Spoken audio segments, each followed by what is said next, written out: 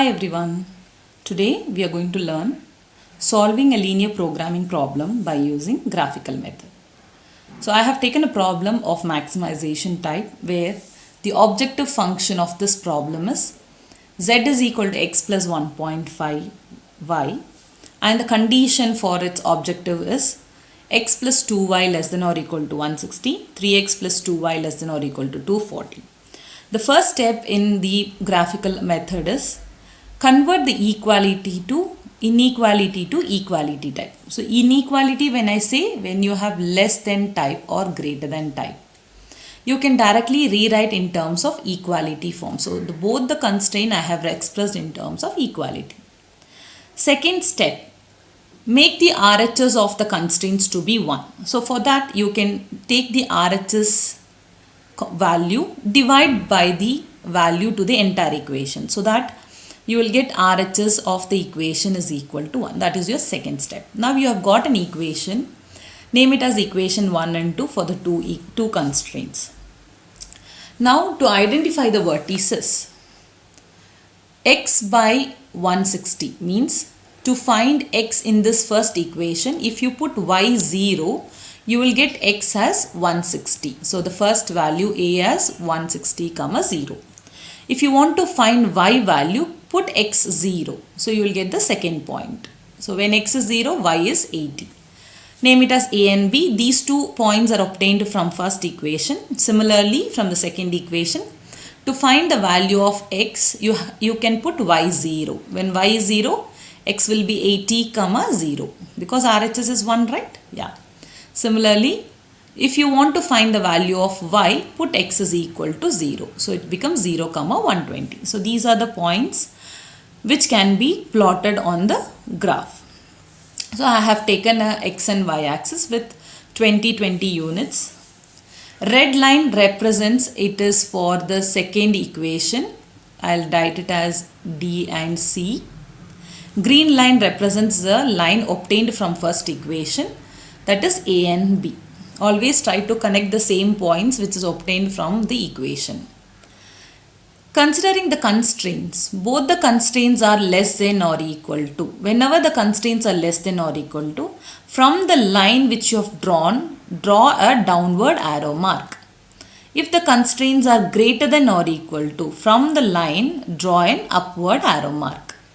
Since here both the constraints are less than or equal to type, so I am going to use downward arrow mark from the line which you have already drawn on the curve. So here AB represents a green line. So I am taking a downward arrow mark till the center O. Similarly, we can do it for the second equations whose points are C and D. Why are we doing this? To identify the feasible region. So similarly, I am doing it for the second one, where I have taken a red line. You can see the line, red line is here. From there, start taking the downward arrow mark. So the region of intersection between both the lines will be the feasible region, which helps us to find the maximum value for the objective function. So it is very clearly visible. This is the region. This is the region. So this is an intersection of both the lines. So that should also be one vertices. So this is a region where both the lines intersects. So you can just highlight it like this. So we know this is a point B. This is origin and this is point C. You have to identify this point E. To identify the point E, you can solve both the equations and find the value of E. Or if you are using a graph sheet, you can easily find the intersection of these 2 points.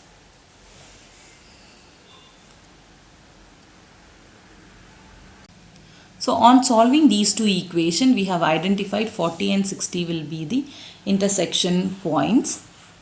Next, the vertex which is connecting these regions has to be highlighted separately.